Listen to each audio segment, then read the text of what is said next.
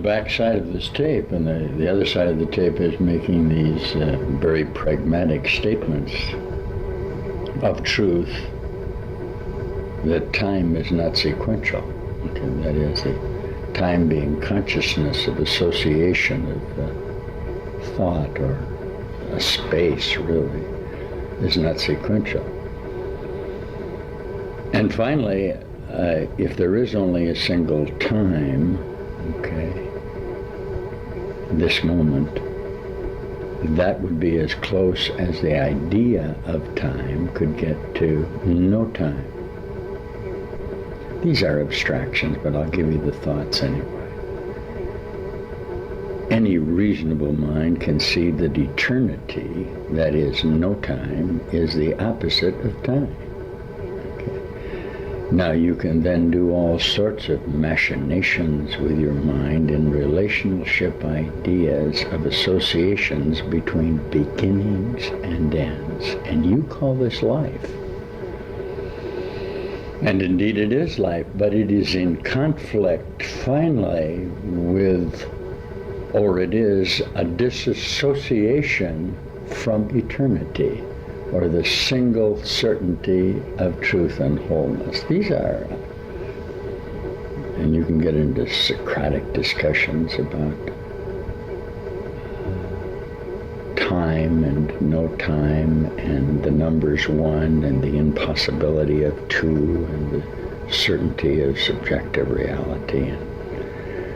And that's fun, and a lot of you guys like to hear. We'll do that. Let's get into quantum, and we'll make statements that everything contains the whole, or everything is going on at one time. Your mind contains all of the aspects and degrees of non-linear time in a congruity of reality, and your mind is all about, and these are all true statements. Okay, here you are sitting and you're doing the Course in Miracles, for example, of Jesus who teaches no time, and you pluck out of the Course statements like, you can get this over a period of time, or statements like, this can take a very long time to do. That's in the teacher's manual. Because we have given you, and we cannot take from you, the mechanism of decision within a perceptual framework. And that, dear brother, is what linear or progressive time is. Okay? Now let's get to what you don't want to talk about, great philosophers. What you don't want to do is make application of your pseudo-philosophies into the psychology of the forgiveness of your past frames of reference. And the reason I want to put this on is, yesterday on the tape I said something about the silliness of sneezing in the middle of a talk, which took a little time for us to do. We have a brother here. We're at God's Country Place, incidentally, so we don't get into this too deeply, and we're sitting at the kitchen talking about this being the time of our salvation, about this being the time when the decision was made for our transformation, and that in fact it did occur. What does Jesus say? Time is a sleight of hand. And the free willists do not like the idea that everything has been determined. And we will give them total freedom within the determinist framework of the inevitability that all time is past. But we will not allow them to have the will to annihilate, because the will to annihilate or to obliviate is impossible. Now, since you are in what you call sequential time, let's back it up a minute here. I got off the track. Now, here we go once again. You are nothing but a conglomeration of grievance. Okay?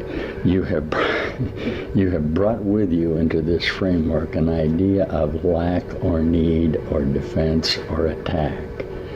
You might just as well stop, philosophers, with what you're doing right now and take a look at the associations that you have brought with you in this particular karma frame of reference, the images that you have projected from yourself. You must if you're going to do this course in initiation, if you're going to come to me, if you're going to make declarations of your need for transformation, you're going to have to go to the fundamental issues of the refusal of you to accept the inevitable statement that you are inflicting pain on yourself. Until you get that, you don't have anything. Until you make the admission, and this is what Master Jesus, this is really all the Course teaches.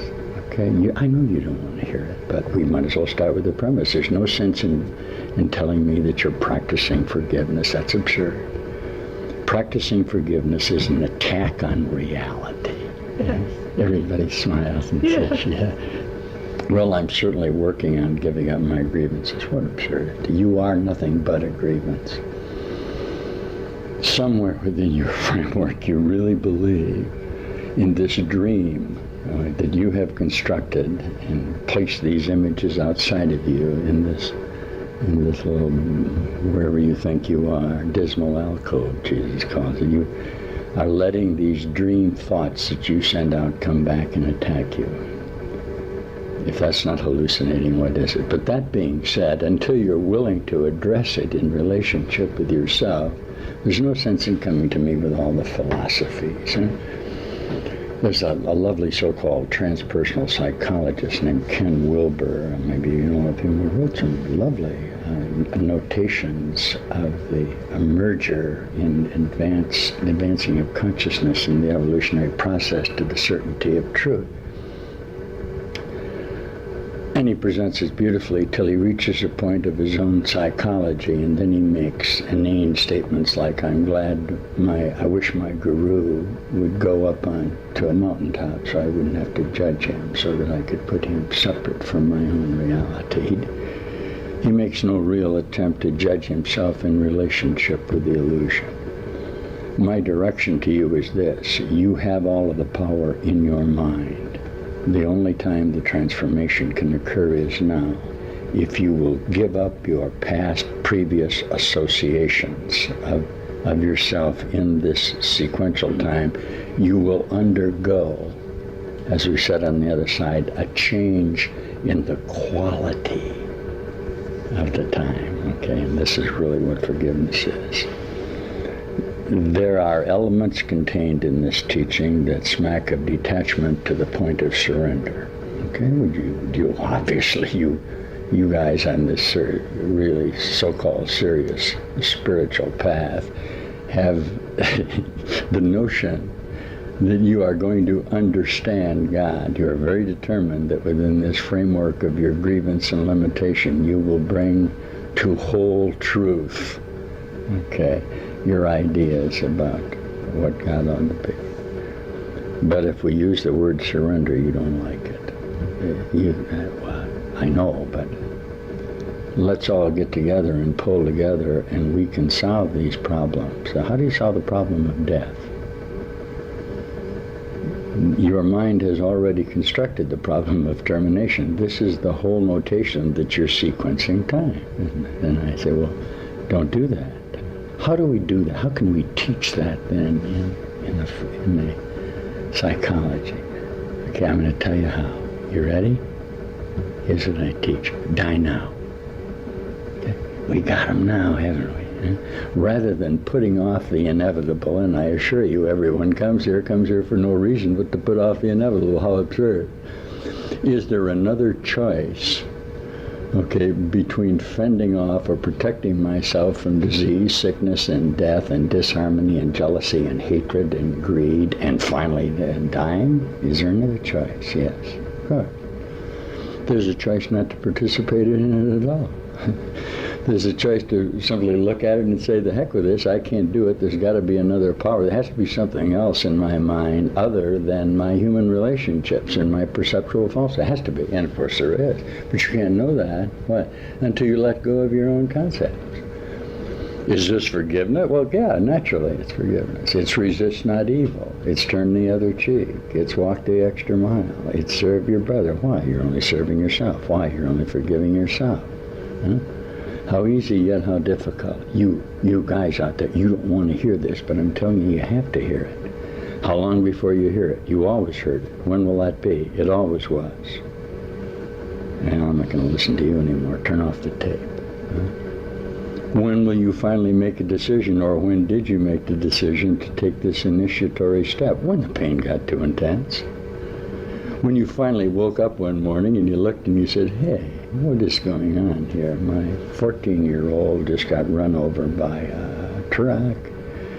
I'm in a condition of fear that my pension has been lost. Okay, I worked for 50 years. There's no justice here. There's no one that I can rent my rage on any longer. Maybe then you'll take a deep breath and read what Master Jesus says in the Course. You're doing this to yourself. You are in conflict with reality. You are asleep. This isn't so. Now, does this take a certain temerity on your part? Do you have to test your spirit against the determination of the pseudo-consciousnesses to stay here and die? Of course. And this is what you don't want to do. But remember, they are only your previous judgments in association with yourself. They have no reality. Somehow I moved from the other side of this tape, which was a talk on time and space, into a talk on grievance. But remember, this time is grievance. Time is the notation that you can work out a solution to a problem that is non-existent. If the problem does exist, there is no eternity, because you would have two things, time and eternity. That's not possible. Only a split mind would think that it could be separate from the whole. How does it identify itself? By its previous memories, associations within the whole fabric of time. In reality, okay, the closest that you can get to eternity is this moment. This will be an indication then of the possibility of separation. Okay? The acknowledgement of that position of separation and the return in time to the impossibility of it. Okay? This is the schism. How long did it take? How long do you want it to have taken? 1,000 years? 1,000,000 years? Just a moment? Okay, now, let's go to the premise. Your perceptual mind has invented time. In fact, perceptual mind is an invention of time and space. Beyond you, beyond this little association of memories that have no meaning in your sleeping mode, there is a whole bright, true, loving reality. If you'll look at what we're presenting to you now, you will be able to see that I am contained within your framework of perception. If that is true, okay, the admission that I am instructing you from outside of time, okay, the admission that in fact I have come at your direction to instruct you outside of time, would be very beneficial to you. Are you ready to do that? You don't like to do that. You attack me for presenting you with your power. I give you all power of mind, and you attack me in order not to have to what? Assume responsibility for the projections of your hatred and greed, which are outside of you. You say to me, well, I'm going to work that out in time. Dear brother, you'll never work it out. Okay? There is no future. Your futures are always based on your previous frames of reference and association with sequential time. You literally are covering your now. You cover your eternity. Those of you who feel the glorious stirrings now of singularity that are coming into the mechanisms of decision that are contained in your perceptual body brain will begin to really like what I'm saying. Why? Because the miracle is starting to occur to you, and the previous images or forms that you established and identified outside of you and then brought together in the falsity of sequential time, okay, improve or become brighter in relationship with themselves. And you undergo the metamorphosis to new mind that transcends the nothingness of the association of the distance between cause and effect. Does anybody hear me? This is nothing but a metamorphosis and awakening.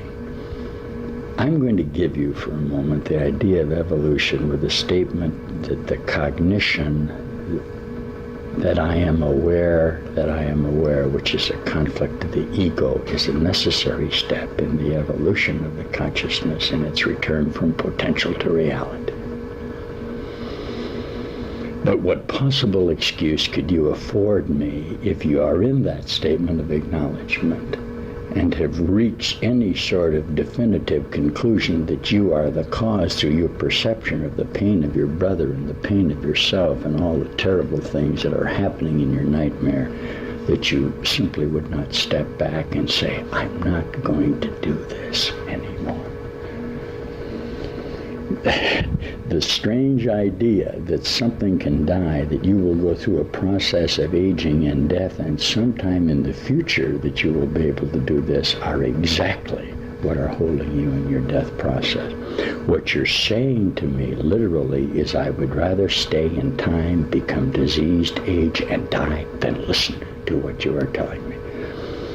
The scribes, the consciousnesses that are practicing their perceptual observations of the Course in Miracles, are denying the fundamental principle of the Course. They are very fearful of the fundamental teachings of the Course, that consciousness is singular and whole. Okay, and that they are that consciousness, and that the admission of the falsity of their associations, the bringing together of the evil and the good, is what the transformation is. Is their altar defiled? Sure, it's defiled by the guilt of their conceptual associations. My proclamation to you is that sin and sickness and death are not real, and your associations with love and truthfulness and kindness within your sequential time framework are what death is. If you look at the absurdity of sequential time, you can see very plainly that life, as you define it, as though life had to be defined, is based on your termination, your ultimate termination. That cannot be life, dear brother. Life based on death. If the qualifications for life are not being dead, and that seems reasonable to you, you might as well turn off this tape. I say to you unqualifiedly that consciousness is singular, the truth is whole, that there is no death, there's no such thing as termination. Okay? Well, how many are ready to hear this simple statement that there is no sickness and death, that they are whole, and they are as Jesus would say in the Course, the only living Son of God? That doesn't have to mean anything. All that has to mean is that you're living and that you're whole and singular mind, and that there's no conflict going on outside of you. The notation of future conflict, the need to store, the need to hold on, the need to possess, are only indications of the limitation of your mind. That's all. We started out this tape with a talk on this wonderful talk on perceptions of time and the fabric of time and the quality of time, and we end up saying, why don't you forgive your brother? Why don't you try to experience the pain that you are causing to him? Then the inane statements you make to me, like, well, I know I'm the cause of this and I'm going to work it out, are nonsense. When you begin to feel your brother's pain, you'll stop doing it, brother. And I assure you that if the process of knowing is giving, okay, if the process of being is giving, okay, when you give pain, you must be holding on to it. Come on. These are lovely statements of relinquishment. I think it's time that you did it. We're with you here. I'm with you here in this dream for just a moment, as you instructed me to the awakening and to the glory of your realization of remembering that this is not real. Come on home. Okay, we have the bass and the Pleiades. We'll pick you up there. We closed out this section a long time ago. You like that little thing? It was a screw up, but it's been taken care of. Is a screw up the same as a mistake? Yeah. Do you want to admit to the mistake? Why not? If the mistake has caused you all the problems, why don't you simply admit to it and spring into heaven? A lot hanging out here. Ah, that's the ship's leaving. Amen. Are you at the rendezvous point, the covenant? You have this deep in your cellular memories of the certainty that what I'm saying is true. Get excited about it, brother. This is your way out, and you can remember it.